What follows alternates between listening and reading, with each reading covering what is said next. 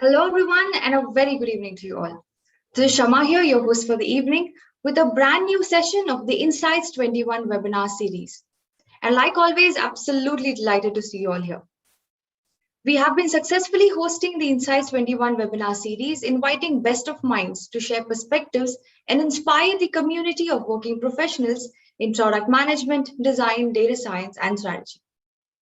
All right, then, folks, I hope you all had a fantastic day today. And let's kickstart this evening with a brilliant webinar session by Dr. Amit Sawant. But before we get into today's insightful session, let me give you a quick intro to the Institute. The Institute of Product Leadership is Asia's first business school providing accredited degree programs and certification courses in product management, product leadership, data science, design, and strategy. All the programs designed and offered by the Institute include UX and product design as key skills. The Institute has partnered with 3 universities in India and the University of Houston in the United States. Founded in 2012, the Institute has built and developed a community of over 2,000 plus successful alumni leading the product, data, and design teams across the world. We are also knowledge partners for 250 plus organizations worldwide. You can find out all about the Institute and the programs offered on our website. Please check the chat window for the URL. And for those who have joined us via LinkedIn, please check the comment section for all the URLs.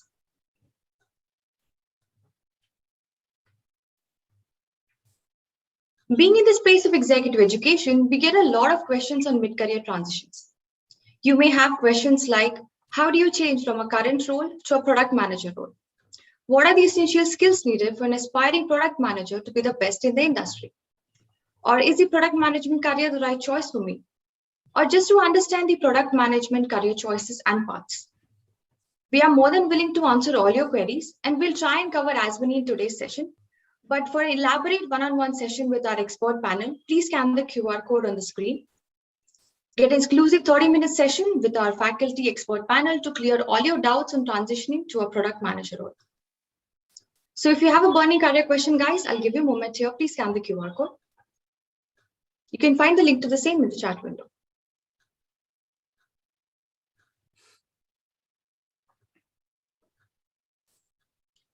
Well, folks, we are eager to announce the 5th edition of the Product Leadership Festival 2021 with the most requested and trending theme, Careers in Data, Analytics, and AI. This is a 10-day festival, folks, starting from the 8th to the 19th of November. And this edition includes 10 influential world-renowned AI leaders, as you can see on the screen, with informative keynotes covering the data science practices, processes, strategies to ensure a product is successful. The keynote sessions would also include key competencies, skills required for professionals to move into data analyst, product analyst, data-informed decision-making roles. So go ahead and register for these sessions by world-renowned speakers right now. Please click on the link in the chat window to get your VIP pass.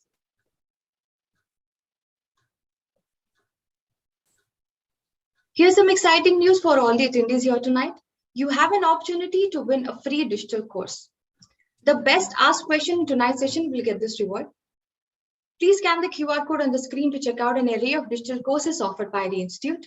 The winner will get to pick a course of their own choice. The Institute offers new age skill courses for every step of your career. Every course is built, curated, and designed by industry practitioners. You can find the link to the courses in the chat box as well. So once a speaker for tonight presents his insights, we'll open up for questions. Please keep your questions ready. You can ask your questions on Zoom in the Q&A section. And for those who have joined us via LinkedIn, please ask your questions in the comment section and I'll direct them to the speaker. Do not miss out on this opportunity, guys. Ask some really good, intriguing questions and win a free digital course. Now, without any further delay, let me give an introduction to our distinguished and eminent speaker of tonight, Dr. Amit Sawant. Dr. Amit is a proven customer-centric leader with extensive experience in enterprise and consumer space, SaaS, analytics, AI, ML, and security. He has an exceptional ability of translating concepts into reality through thought leadership, collaboration, and negotiation skills, and a strong track record of delivering groundbreaking products to the market. He has vast experience in building, mentoring, and managing high-performing global teams. He is the Chief Product and Business Officer at Somatics, where he drives the product business development and sales strategy.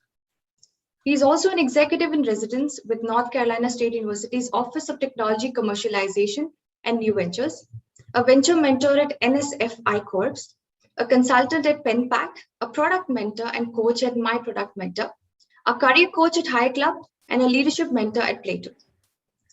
Dr. Amit holds an MBA from the Wharton School, University of Pennsylvania, and MS and PhD in Computer Science from North Carolina State University, and is a pragmatic marketing certified.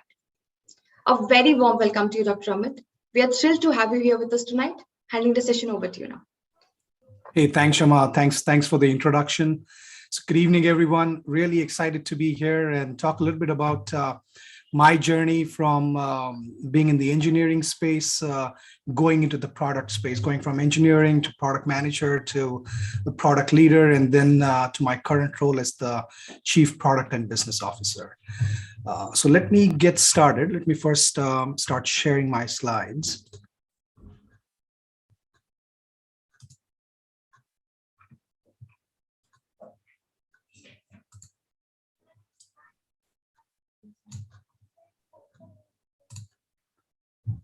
So let me know if you guys can see my slides. Yes, we can see your slides. Okay, awesome. Yeah, so here, sort of the picture on the right sort of depicts, I guess, my evolution, the way I like to think of myself as sort of a painting where you just need to keep on adding strokes, textures, and then sort of complete that painting. So that's sort of the analogy that I'm going to try and use to describe my journey from engineering into product management and now into the Chief Product and Business Officer. Okay, so here's sort of the outline of the next 50 or so minutes. I'll quickly introduce myself, describe some of my roles, and some of the skills that I acquired, and the lessons that I learned along those roles that have sort of helped me shape my career to some extent. And then I'll talk about some takeaways. So here, sort of the way to look at this particular session is maybe folks might be in different stages in their careers, whether they are either starting off or 5 years, 10 years into their career, looking into transitioning from engineering into product management. And then after being in product management, how is it that they can grow and scale to become a product leader, a people leader, and then maybe also try and get into some sort of the C-suite roles. So I hope that maybe all of you take some pieces from this particular session, and hopefully you can incorporate that in your lives, in your careers, as you look to accelerate in your careers. So that's sort of my hope and goal for the next 50 plus minutes or so. And feel free to ask any questions. I know Shama will sort of cue me as to if there are certain questions that are coming in that would be relevant for the discussion. If not, we can save the questions till the end. Okay. Yeah, okay, so who am I? So this sort of slide depicts my background. I'm married with 2 kids, 10 years, 8.5 years, been married for about 13 plus years. Sort of what motivates me is how do you translate lofty goals into specific actions? That's something that I absolutely enjoy. And the 2 things that I'm really passionate about from a work perspective is people and products. How is it that you can build innovative products? How can you bring people together, drive towards a common goal, a common passion, and sort of accelerate their career? So that's something I'm very passionate about. And that's why, as Shama also talked about while introducing myself, is that I also volunteer at quite a few organizations, leadership organizations, to help and grow people. So that's something that I really enjoy. Okay. And here's sort of what I guess my brand looks like. And sort of the first learning experience that I received on this particular topic was during my internship at NetApp. So I was talking to like a manager who wasn't my manager at that time, but sort of she suggested that the work that you're doing here for 3 months, how is it that you're going to portray to the team? Yeah, I know at the end of your internship, you'll give a presentation and, like maybe for 30 minutes, 45 minutes, and sort of distill your 3 months work into that time frame. And then people will listen to your presentation and then maybe take certain takeaways, and that would be it. But how is it that you can consistently showcase what you're working towards, what you're building, so that you can leave an impression on people even after you leave, done with your internship and go back to school? So that's where sort of it started hitting me that I need to have some sort of an online presence, whether it's LinkedIn, my webpage, and therefore even if certain changes happen, let's say with certain projects that I worked on, I always make sure that I update my LinkedIn or my webpage. So that's a habit that I inculcated during my internship days, and sort of have continued throughout my career. So here's sort of a breakdown of my education, work experience, some of the volunteer work that I've done and still currently do.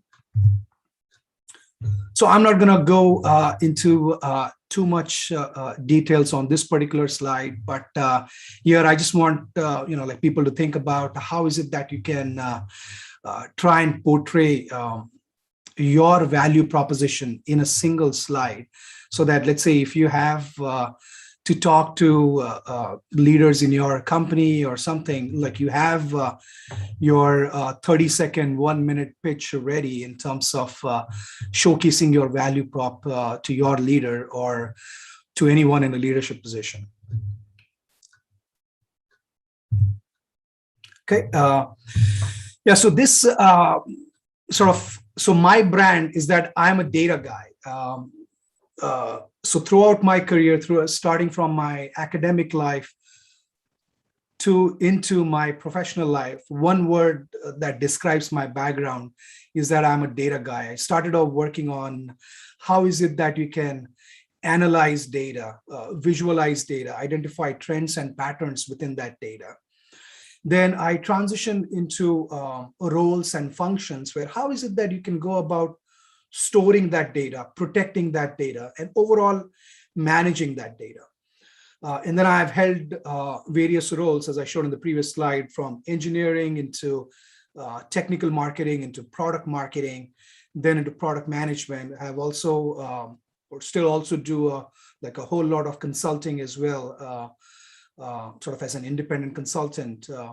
So this is sort of the slide that I'll use as a framework to showcase my evolution from engineering into my current role. Okay. And sort of, like here, as you can see, sort of in this particular slide, what I'm trying to show is that my background is data. So whatever you see at the top of the iceberg is basically how is it that you visualize the data, see the data, gather insights, trends, and patterns within that data. And what is under the iceberg in the ocean is basically how is it that you store the data, protect the data, secure the data.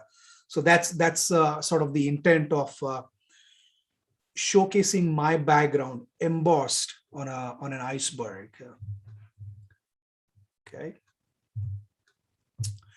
And sort of, as I was thinking about how is it that I should present this session, what are the lessons that I have learned, the skills that I have acquired, and sort of how is it that I can depict that in a single slide. And this is what will sort of continue in the next 30 to 40 minutes or so as well. So starting off as a researcher, doing my PhD in computer science, acting as a data visualization scientist, then getting into an engineering role. So what are the skills that I acquired, the lessons that I learned, and we'll go into more depth in the next few slides. But here I just wanted to sort of showcase the evolution of that. Then I transitioned into technical and product marketing space. I'll give a little bit of color as to why I decided to move in that direction. So what was my rationale behind that? Then I also did some work in consulting. So what are the skills that I acquired, the lessons that I learned? Similarly, as in a product role, as a product manager, a people leader role in product management, then in my current role as a chief product and business officer, what is it that I learned? And sort of here on the top right, you see that same image in my intro slide is sort of, I think myself as a painting. So like in my early days, sort of was trying to build the foundation. Then as sort of you keep on adding different textures, different strokes to the painting, how is it that you're evolving in your career? So that's sort of the goal of the next few slides. Okay. So let's start off with my first role as a researcher, as a data visualization scientist, and then as an engineer as well. So there, as I said, I worked a whole lot on data visualization. How is it that you can identify trends and patterns within the data that can help you make certain decisions? And here's sort of some body of my work from a visualization perspective.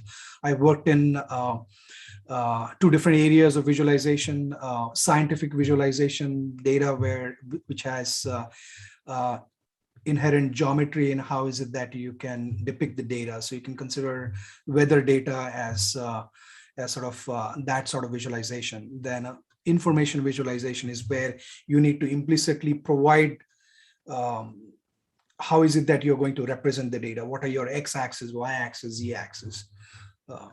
And then here you can also see sort of a couple of conference proceedings covers where my visualizations have been sort of part of the conference proceedings. So here's, like once again, have always worked on data, whether it's visualizing, analyzing, managing, storing, and protecting the data, right? So now let's get to the point as to, okay, so what are the skills that I acquired? What are some of the lessons that I learned here? Hey, Shama, I think somebody is trying to raise a hand or maybe try and ask a question. Is there any pressing question we need to address? Not at the moment. Okay. I'll take the questions a little later, if that's okay, when there is a question. Yeah. Sure thing. Sounds good. Okay, so so what are the skills that I acquired in my first? Of course, like programming stuff, engineering stuff. Sort of how is it that you go about designing a system, a product? So I talked about the data visualization, the data analytics part, the artificial intelligence, machine learning, data storage, infrastructure, the cloud space as well. So not going to go into too much detail on that, but what are the lessons that I learned while I was in these roles? So during my PhD days, the one thing that I learned is how is it that you need to have discipline and perseverance to go inside a topic really deep till you find a solution. Because PhD is not where like you do some number of courses and the end of it you get a degree. But here you really need to work on a novel topic that nobody has worked on and identify certain findings that will contribute towards research, towards having new findings in that particular area, right? So at times you go deep in a certain area, but then you sort of come to a dead end in the sense that, okay, somebody else has already worked on this topic.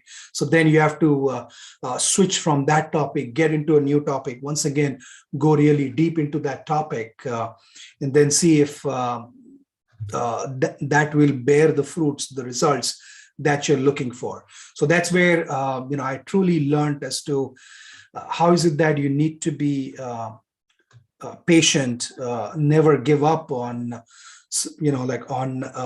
trying to find a solution, because it's not like you can pick the problem you want to work on. Yeah, at times you can, but at times you cannot. So you still need to have that patience and perseverance to go deeper. Then some of the things that I learned during my engineering days were,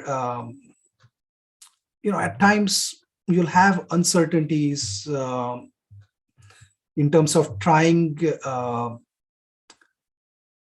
certain challenges that you're trying to resolve.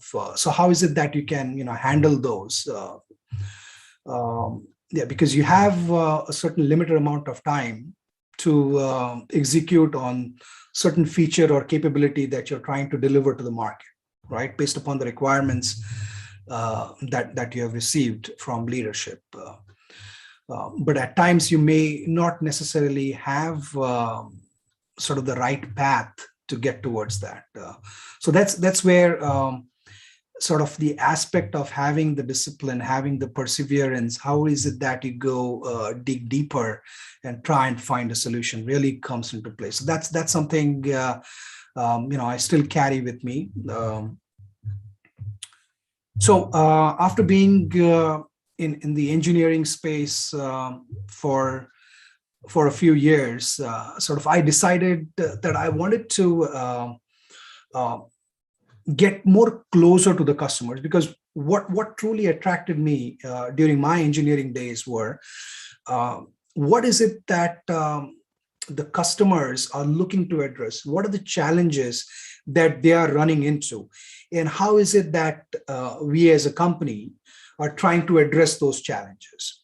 So I wanted to have a direct path closer to the customer. So that was sort of my calling as to why I wanted to get into product management. So maybe we can use the chat section to where maybe you can tell us as to what is your calling. Let's say if you're in an engineering space, or you may not be in an engineering space now, but you want to get into product management. So what's your calling towards getting into product management? So if you can let us know, that would be great. So at the end, we could sort of compile all the data and sort of get some understanding of this crowd as to where your heads are at in terms of moving in your career, right? So that was, as I said, that was my calling towards getting closer towards the customer, addressing the customer challenges. Then how is it that I can work with cross-functional stakeholders to identify those challenges, come up with the requirements that the customers have? What are the skills that we have within the company? What is it that skills that we need to acquire in order to address those customer challenges? And how is it that you can bring all of those things together to collectively address those challenges? And not only the challenges of today that the customers are running into, but what is it that you can forecast 2 years, 3 years, 5 years down the line that the customers may run into? And for that, you need to have a good understanding of where the market is at, what the competition is doing, what your core competencies are, what are the things that you need to develop within your core competencies to address the market, not of today, but what it would look like 3 to 5 years down the line. So that's something that really intrigued me and interested me. And therefore, I wanted to, for lack of a better term, break out of the engineering bubble and get a fuller understanding of the entire ecosystem of a product development.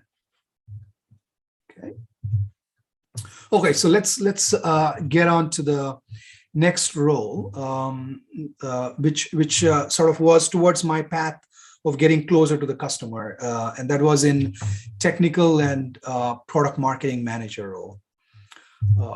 So that's where I worked at NetApp. I got exposure to acting as the technical and the product marketing manager for their data protection group, working on data storage as well, and data security as well.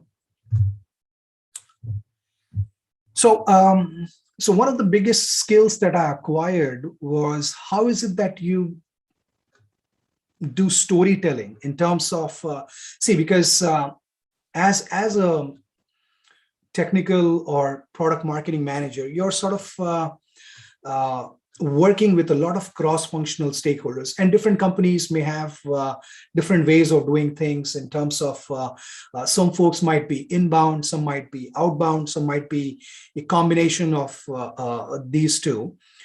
But irrespective of that, I think the skill that you really need to acquire is how do you go about storytelling, in the sense, if you're talking internally to the engineering folks, how is it that you address the customer challenges that they are running into, and sort of communicate that with your engineering folks without trying to come up with a solution. Because sort of the way I look at product management or product marketing is you're working towards understanding what is it that you're trying to solve for and why. That is building a business case around that, and then communicating effectively that to your engineering counterparts, who then would work upon how is it that we go about solving these problems or the challenges that the customers are running into. Then I talked earlier about market research, competitive analysis. How is it that you go about gathering the requirements, then looking at the data, let's say your sales data, trying to dissect that in terms of what are the features, capabilities in a product that are being heavily leveraged by our customers. So how should we go about either doubling down on those requirements, polishing those further, or some of the features, capabilities that are not being heavily used by our customers, how is it that we can fix those so that we can increase the adoption and the engagement across those features, right?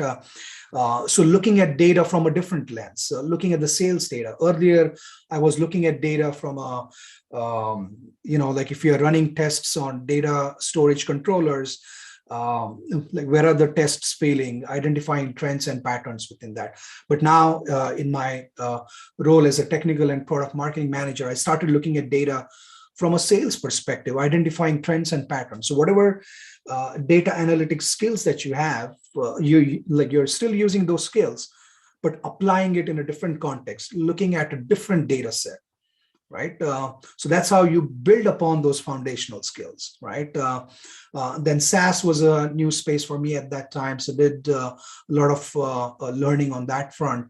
Then sales enablement, that is, how is it now, you bring in the requirements from the outside into the company and work with engineering towards building the products, right? Now, once you have built the product, how is it that you go to market? How is it that you work with your sales counterparts, make sure they understand the value proposition so that they can go back to their customers and sort of effectively showcase what, let's say, the current capabilities, the current features, or the next generation features of the product are bringing to the table, and thereby amplify whatever work engineering has done to make sure that at the end of the day, we are hitting our numbers from a revenue perspective, from a margins perspective, right? So what are the lessons that I did take away in this particular role was mainly around customer centricity. That is, truly start thinking of customer as the focal point, and then working backwards. What are the challenges I talked about a couple of minutes ago? The customers are running into certain challenges today, may run into different challenges the next 3 to 5 years.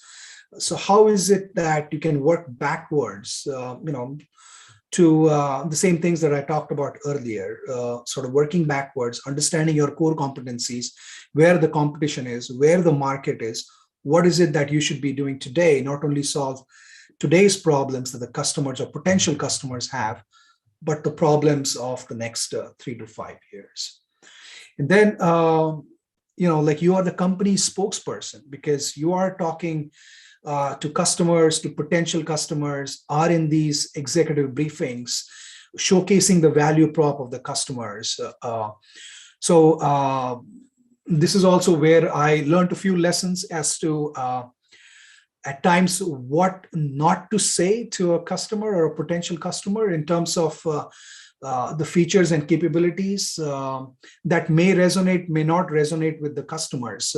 So that's where I truly learned the lesson that myself, as coming from an engineering background, you are so deeply rooted into like innovation and novel ways of doing things, and really want to showcase that to a customer. But customer is looking at it from a, hey, if you're able to solve the problem using XYZ, great, or ABC, great. I don't care how you use it. I just want my problem to be solved, right? So really talking to them in terms of addressing their challenges rather than, hey, I have a solution, I think it will solve the challenge that you have, rather than doing it the other way, that customer has this challenge and we think we can address this challenge with these particular features or capabilities. So it's just in the way as to how you position your solution. And I also learned the ability to speak different languages. And by different languages here, I mean, how is it that you speak to salespeople, to engineering folks, to potential customers, existing customers, business operations folks, legal folks.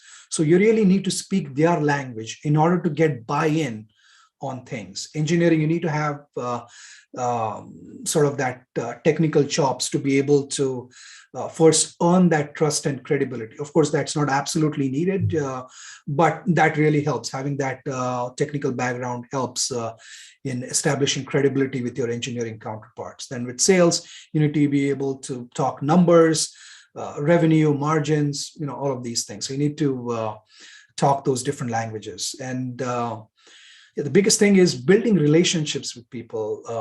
I think for any product role, whether it's product marketing, product management, I think it really goes a long way as to how is it that you can build relationships. And then once you have built good relationships, you can establish credibility. And that's something that should be a foundational piece for your career growth in product management or product marketing roles.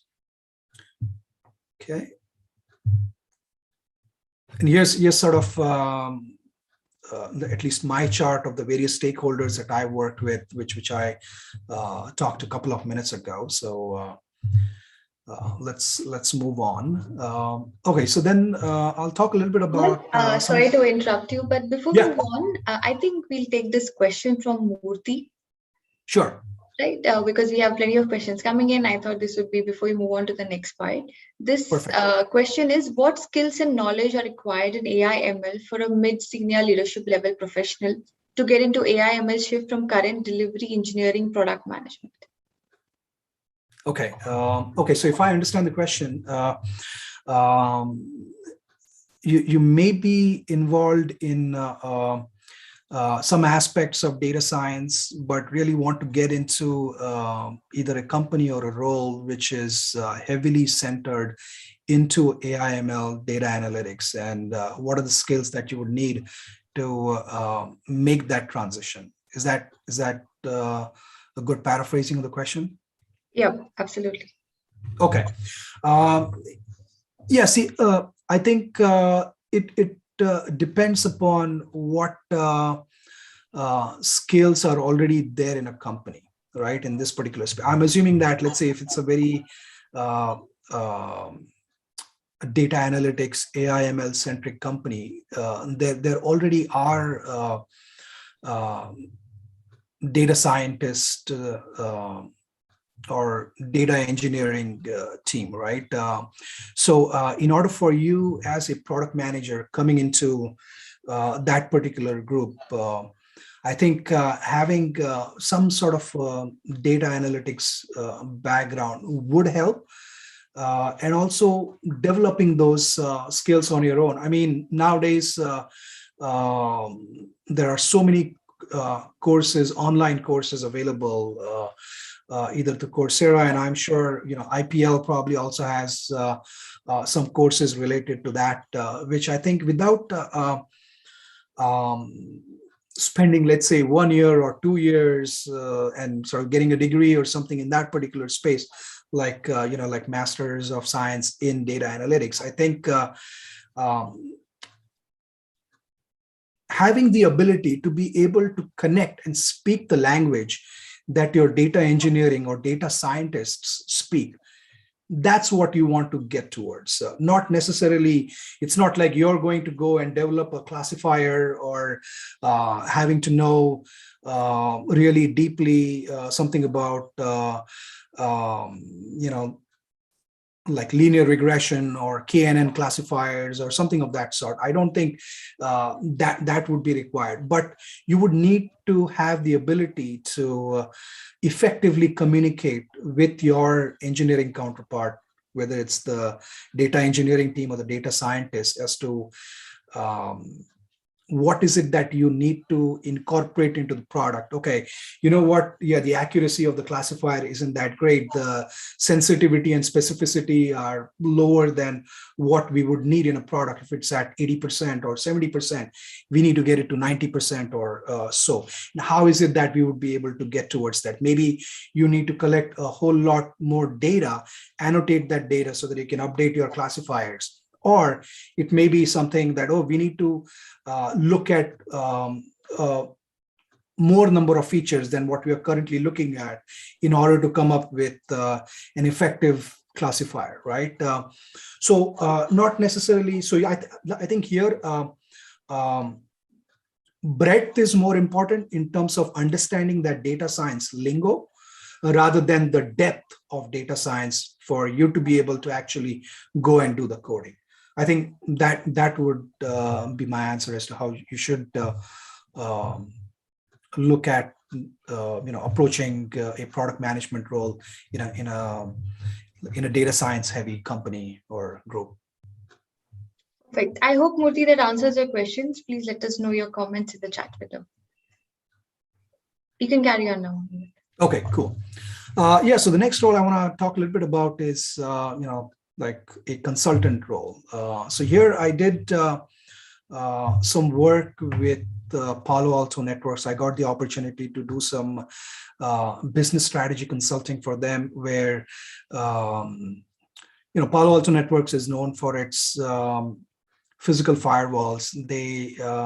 And this was about maybe 5+ years ago, where they started getting into the virtual next generation firewall in the public cloud. And they were trying to gauge the value prop, the premium that they enjoy with their physical firewalls. Does that also translate into the public cloud space? So can you help us understand the market, what the competition is doing, and how is it that we should go about pricing the product? So this was an interesting project for me to work on, where I could use my cloud background, my data security background. I needed to do some more competitive analysis in that particular space. But here, some of the lessons that I learned is how do you go about scoping a project? So here you are working on a loosely defined problem statement, but how is it that you should go about zoning in and scoping the project? So that's really important. And for you to land any of these types of opportunities, because currently I also do independent consulting, where like companies or some research groups come to me about, hey, I see that you have expertise in enterprise storage and data analytics, AI, ML. Can you help us understand the market, or can you help us with X, Y, Z? So the way towards getting these types of opportunities is that you need to build a brand. So think of yourself as a product. How is it that you should build your product and then market your product, right? In the sense, having a good LinkedIn profile that would showcase your value prop. If you're looking at consultancy, maybe having a website that really showcases what you bring to the table. What is it that you can help these potential clients with? And then here also the other lesson that I learned is how do you go about using your time efficiently? Because see, these consulting gigs, at times, depending upon the type of project and whatnot, you get paid on an hourly basis, right? And you also have full-time work, right? So how is it that you can first, like the first aspect is scoping the project. Then the next thing is how is it that you leverage your knowledge? What is the new research, new work that you have to do? How is it that you piece all of these things together in a really accelerated fashion, in a very efficient fashion, so that you can make effective use of your time? Because I'm sure, like most of you also have families where you need to give time to your family as well, right? But like you also, and today it's a sort of a gig economy, right, where people like to have these kind of side projects as well. I think the money aspect is great, but also it's fulfilling to know that your expertise is being sought for and also recognized by potential clients. So then the other challenge that I ran into is sort of how do I set a price on my time? Yeah, you can do some market research and come up with your sort of your hourly rate in terms of what you would like to charge your client. So that's something sort of I had to learn. And then for you to be sort of really grow into this space, you need to be considered as a thought leader, right? So how do you become a thought leader? And there isn't like okay, you take a bunch of courses and then voila, you're a thought leader, right? So here the way to look at this is and these days there are so many forums where you can showcase your skills and your expertise. Maybe write a blogs in certain areas of where you have the expertise.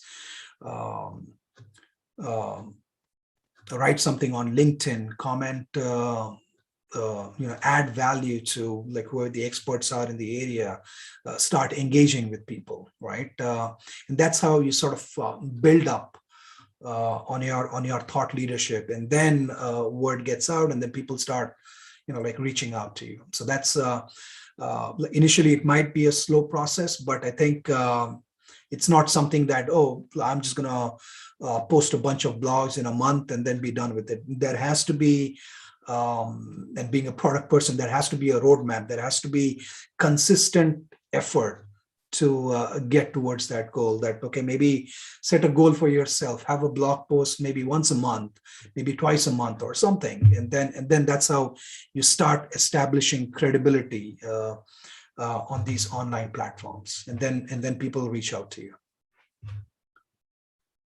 Okay, so let's move on, and now let's talk about product management and people leadership. So that's something I sort of started doing at NetApp, Riverbed, and then at Dell Technologies as well. So here's, I won't necessarily go into all of the bullet points, but maybe I'll highlight a few. I know we are also starting to run up on time. So here's, this is a slide that talks about my transition from engineering into product management. So sort of I had to pivot from thinking about the product first towards thinking about things from a customer perspective. And this is something that I talked a few minutes ago as well. And so I'm not quite sure how many of you are familiar with Simon Sinek's Golden Circle, which talks about the what, the how, and the why. And this is how I look at. I'm a simple person. I like to think of things in a simple way, and then sort of expand upon that. So the way I look at product management is in these three questions: the why, the what, and the how. So the why is building a business case, looking at the market, looking at competition, what your core competencies are, and building the features and capabilities either in your existing product or for the next generation product. And then building upon that from a requirements perspective. So that's what That's the what. The why is the business case. The what is it that you're building, and the how is something what your engineering counterparts try to address. And that was a big transition for me, because coming from engineering, I always also thought a whole lot from a solutioning perspective on the how aspect of things. But I had to get away, because then, I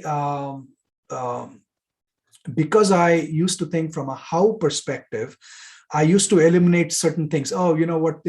Yeah, I understand the challenges in this. It's too hard. It may not, like, we may not be able to do this.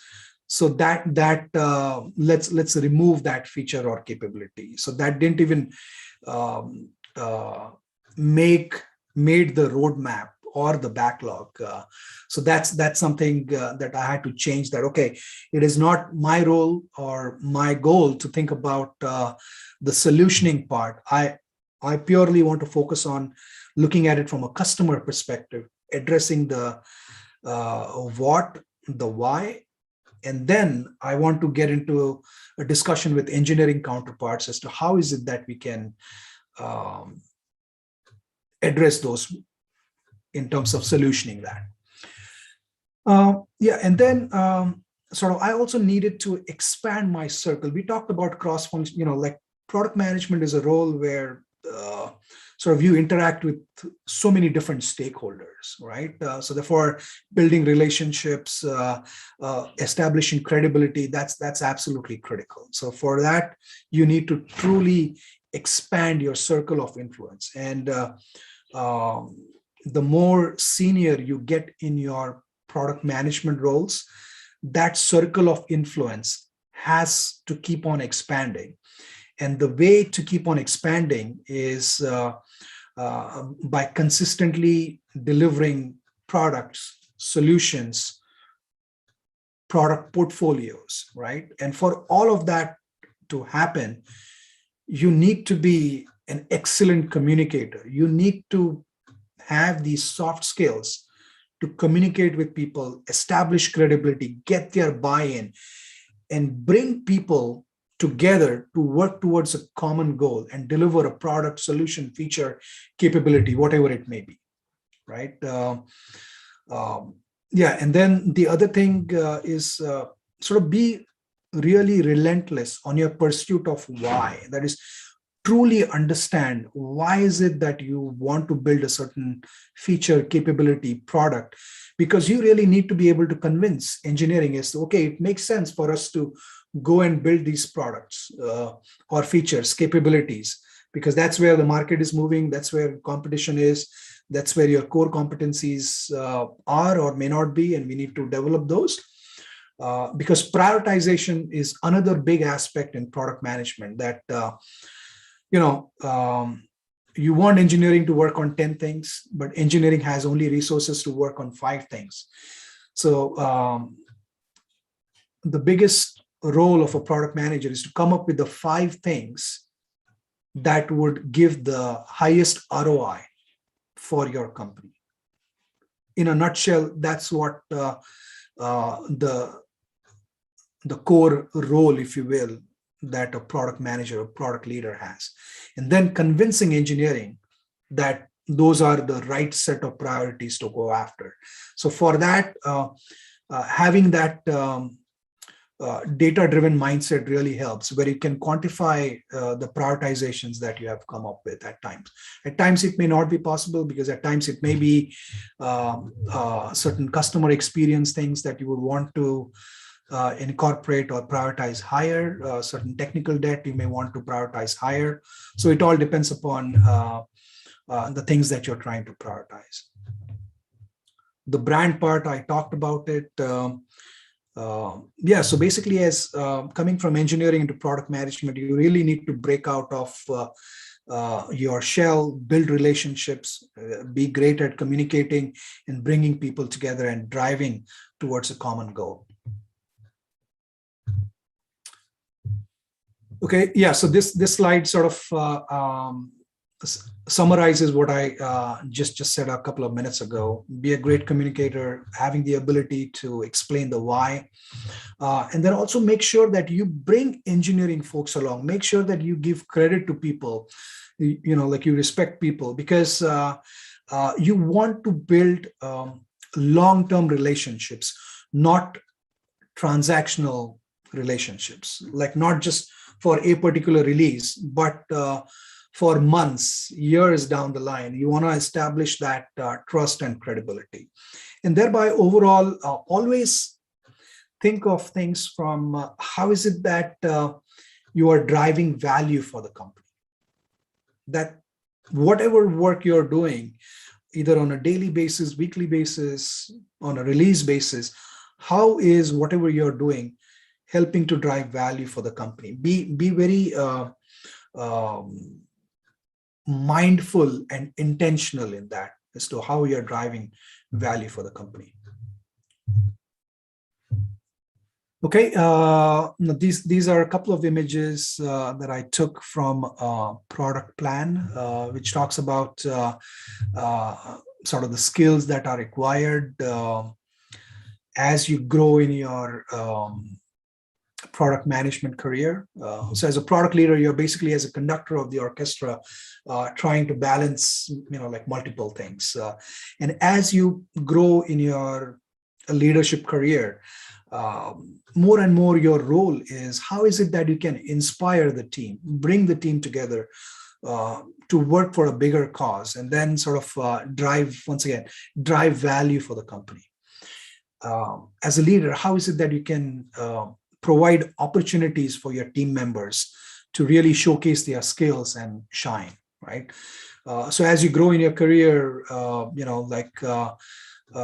sort of you start off with more tactical stuff in terms of the release planning, the backlog. Then as you acquire more seniority, you get a chance to work on the product roadmap. Further seniority, you get into product goals, the product vision. And then once after the product vision, as you sort of get into the C-suite, you're looking at it more from a company vision, a company goal perspective, and how all of that fits and ties together, right? So what are the skills that are required? I talked about communication. I talked about prioritization, working with people. That's absolutely critical as a people leader. How is it that you can get the most out of from the people and help them grow at the same time in their careers, right? So in my estimate, these are the few things that I have seen that truly helped me build high performing teams. You really need to have high emotional intelligence.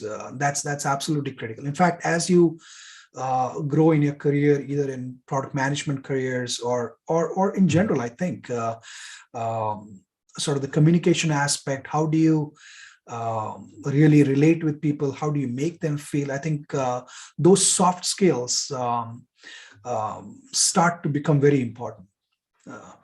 How is it that in a high performing team you can hold each other accountable, try things, give people the environment to fail fast? There are no consequences, and that's when you can really innovate and sort of punch above your weight, if you will. Earn credibility from cross-functional stakeholders. And something that's very important for me is as a product leader, as a people leader, is how is it that I can build an environment for my team members so that they can truly thrive and give their best. So it is my job to remove all of those obstacles so that they can truly thrive. So, like creating that environment for them to grow and bring their best foot forward. Right.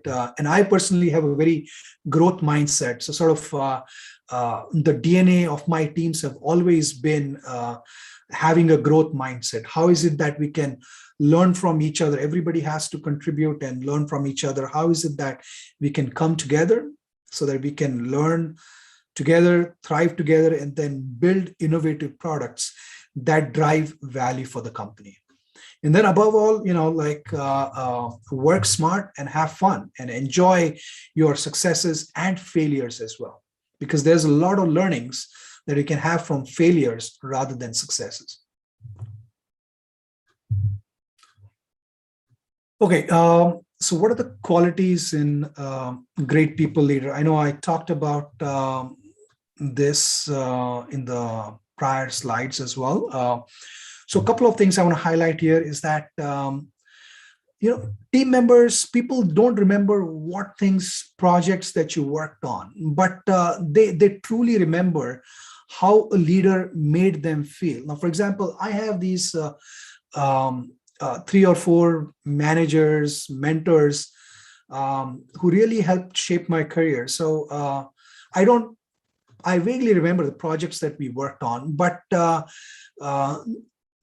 thing that's etched in my mind is sort of how is it that they made me feel when I ran into challenges? How is it that they provided me with an environment where I could really talk to the person and get some good insights into how is it that I could change without being judged, or without having any sort of repercussions for doing that. So that's what you as a leader you want to drive with your team.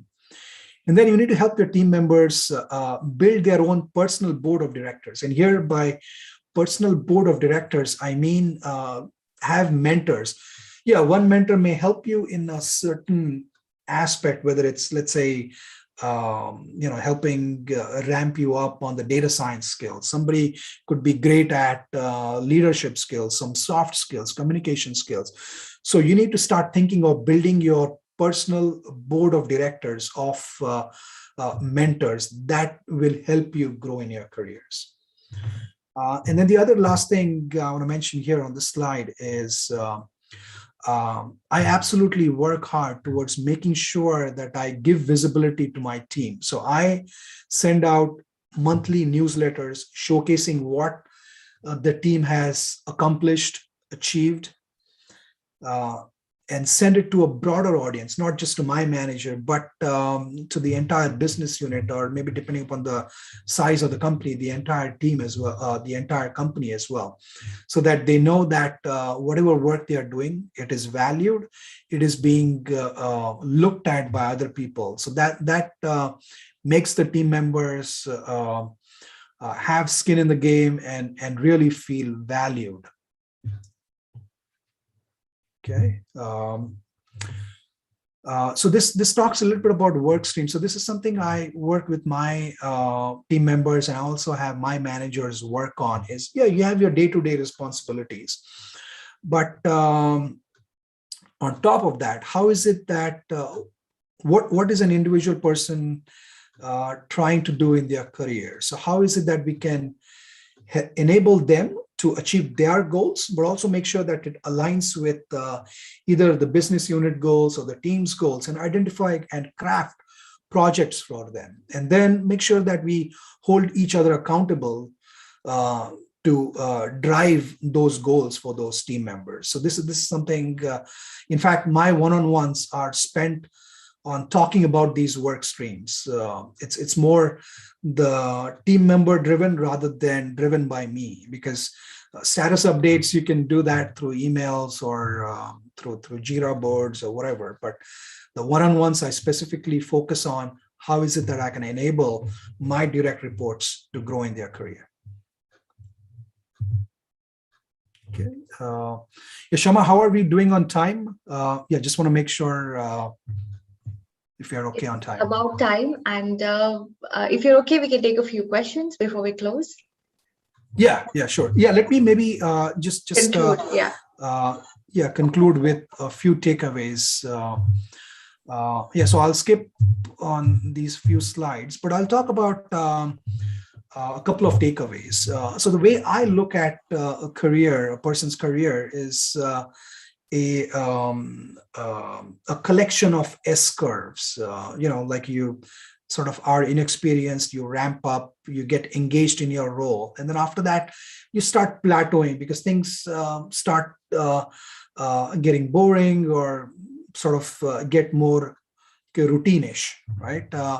So as a leader, sort of my goal is, how is it that I can compress that inexperience for people? How is it that I can drive more engagement for my team members or for my entire team? And then sort of if a person has plateaued, or how is it that I can come up with new projects for the person to work on so that they can get on a new S curve, hopefully within my team, or find them another team to go to so that they can ramp up on a new S curve, right? So that's how I think of S curves, whether it's in a different role within the same company, or a different role in a new company, or a new industry itself. Like for me, it was going from a high-tech industry, from my experiences at TCS, NetApp, Dell, Riverbed, to Somatics, which is a health tech startup. So I'm on I guess, a different S curve in a new industry. From a time perspective, I will skip a few slides. But maybe I will end up by saying that a few things that have shaped my career are sort of my travel experiences, either for work or for pleasure, that have really helped me connect with people. From a work perspective, I worked with people in India, like in the US, where I'm currently based, UK, Japan, China, Israel, different cultures. You have sort of different sets, the way people work. So how is it that you can connect with them? So I would recommend you guys to sort of get exposed to different cultures, and that will inherently help you grow, be a better product manager, a better leader. And then finally, I'll leave you all with this sort of image that I started off with. Like you start off with a blank canvas, you add certain texture, certain strokes to it, and then keep on adding that, right? So that's how I look at my career evolution, if you will. So I guess I would say, if I were to pick what my number is, probably I would say maybe a 7, I think. So I'm just curious to know what's your number. And with that, I will stop here, and then Shama, we can take a few questions. Sure.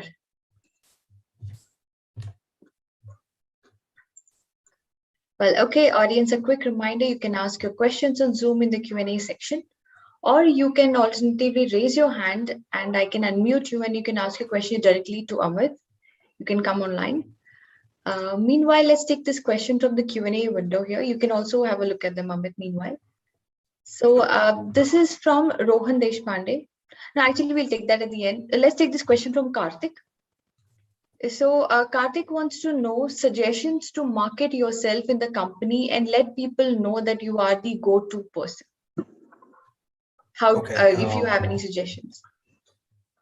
Yeah, a couple of things that come to mind. I don't know if your company has internal wiki pages or something like that. Maybe a SharePoint page or something that you could have for yourself, where you could make a list of your projects, things that you have worked on. Maybe in your email signature, you could have, like you could have a hyperlink towards your LinkedIn page. And of course, make sure that you sort of keep your LinkedIn page updated in terms of the things that you have worked on. And then find opportunities to showcase your skills, the value that you bring to your team, your business unit, maybe to your overall company. You can find plenty of opportunities like that, whether it's doing certain type of tech talks that typically companies organize as knowledge sharing sessions, or if there isn't one, maybe build a forum for the the group that you are part of, and then kick that off by you yourself giving a presentation or um, talking about something. But of course, also always make sure um, what is the other person going to get out of that. Always make that connection. That okay, yeah. So if I do this for the team, what are the benefits for the team? What is it that they are going to get? Yeah, I'm going to get some slice of recognition from doing this, but overall the team will get something out of it. And what are those things? So start thinking backwards that okay, if I were to do this, what is it that the other person is going to learn or going to get out of it? And then also, like work with your manager and identify opportunities for you to like showcase your skills, share your knowledge.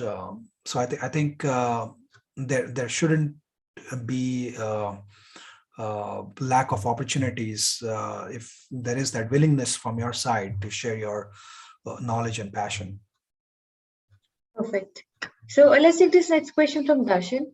How would you suggest transitions should be evaluated and navigated between different S curves, especially if it involves switching between career tracks? Example from tech to product management.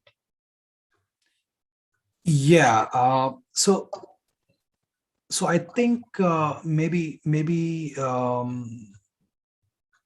the question here is that if you were to move from, let's say, from an engineering or technical role into product management, so am I transitioning at the same level? Let's say if you were at, I'll just pick a number, I8 for engineering, going into, should I be looking at going into I8 for product management, or should I be at a slightly lower level at product management, right? And I think probably that's the question the person is asking. If that's the case, it kind of depends, depending upon what value you bring into product management. Because at times, in technology companies, certain product management roles are very technical. Certain product management roles are very outbound centric, customer centric. There's a flavor of product management roles across the spectrum in like in our industry. So it depends upon what role you're trying to get at. Let's say if it's very technology centric, where you could bring your portfolio of skills, then it shouldn't be like you shouldn't have to take that big of a hit in terms of having a lower leveled position in product management. But it also depends upon your desire, that okay, you know what, I truly want to get into product management. I know I'm going to, I understand what it entails to get into product management. I know I have flourished in my engineering career. So even if I start at a slightly lesser role, lower level in product management, I can accelerate myself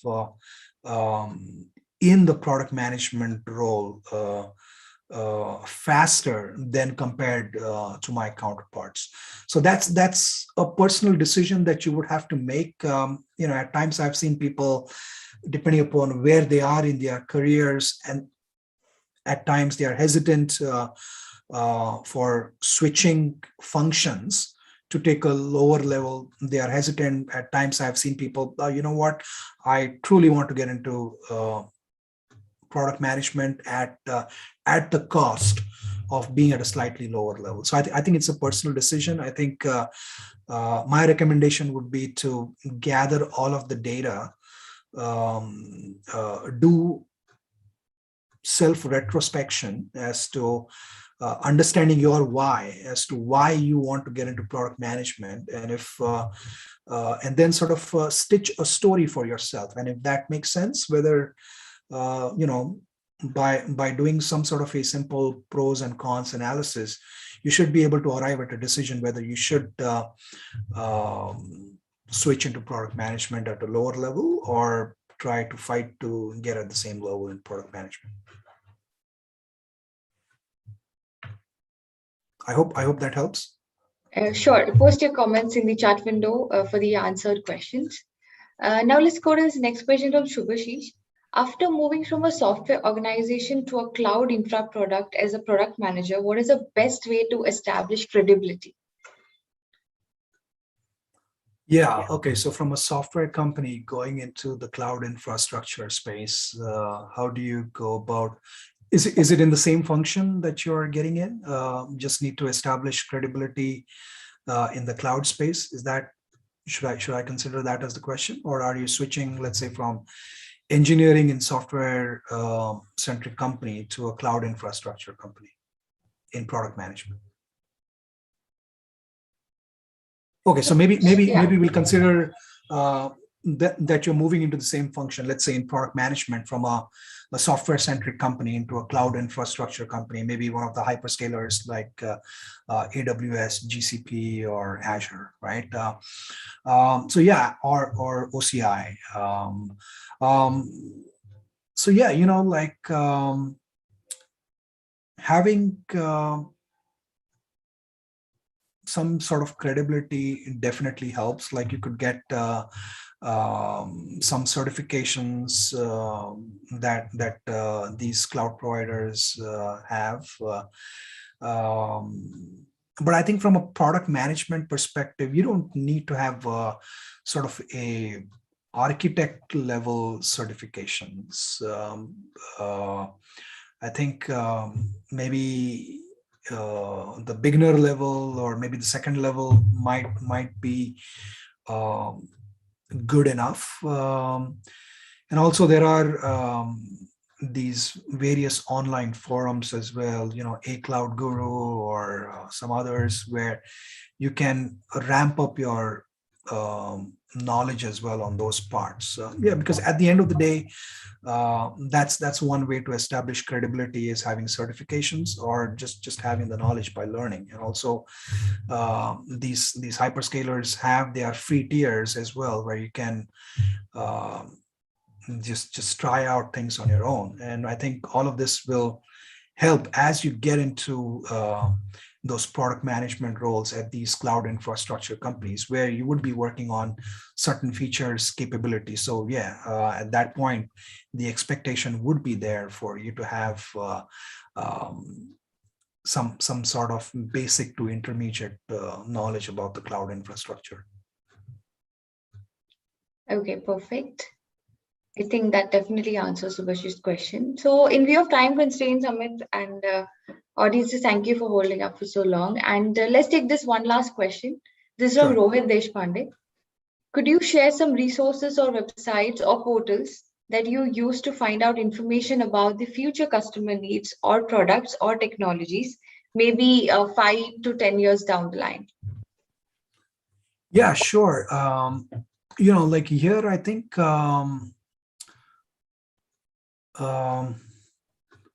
some of the things that I have used in order to do sort of market research, competitive analysis, is sort of Gartner, IT Expo, TechCrunch, Crunchbase, Verge. There's a great website, I think, Product Hunt, which sort of talks about certain new innovative products that are being released. Then there's a website around Strategizer, and you can sign up for their blogs, their newsletters, so that if there's something on a weekly basis or on a monthly basis. So I keep getting these emails, and then like whatever I find interesting, I go click on it, and then I read on it. Yeah, maybe yeah, Shama, I could send you a list after the session about the websites that have been helpful for me, at least. Maybe this is something that you could post yeah, I don't know. I mean, the IPL's Certainly, I can website share it or with the somehow attendees send of it out. today's webinar. Yeah, Yeah, I can do that perfect. definitely. All right then. So in view of the time constraints, we will have to end the Q&A here. Thank you for the participation, enthusiasm, audience. And for any further questions, I'm sure you can connect with Amit over LinkedIn or other mediums. I hope that's okay Absolutely. with you. Yeah. Absolutely. Absolutely. Please do. You can also scan the QR code on the screen right now to get an exclusive 30-minute session with industry practitioners like Amit to clear all your doubts on transitioning into a product management role. Now, for the final and most exciting part of the session, I request you, Amit, to pick the champion of curiosity here who has asked the best question, and he'll be rewarded with the digital course as promised. Okay. Yeah. I mean, there have been really great questions, so it's definitely hard to pick. But I would say I think Rohan. I would say Okay. Rohan's question was really intriguing to me. Perfect. Rohan, congratulations on winning the free digital course. We'll get in touch with you with the reward shortly. Congrats, Rohan. Thank you, Amit, for delivering a brilliant session with great insights. And it was a pleasure having you here. Please accept this certificate of appreciation from the Institute, a small gesture. And if you scan the QR code on the screen, it'll take you to a dedicated Hall of Fame page that we have created for you with the recording of the session. Just give it a few hours for us to upload though. Yeah. Okay, cool. I'll send it across to you offline as well. Perfect. Perfect. We'll also be uploading the video of the session on YouTube. You can share it within your network and we'll do the same.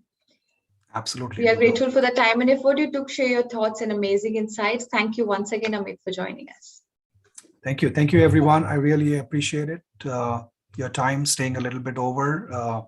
It was great. It was great talking to you all. And I wish you all the best in your product management journey. Bye. And audience, thank you for joining in. It was great interacting with you all. Do not forget to register for the Product Leadership Festival, link in the chat window. And with that note, I end tonight's session. Happy learning and stay skilled. Have a great night. Great. Have a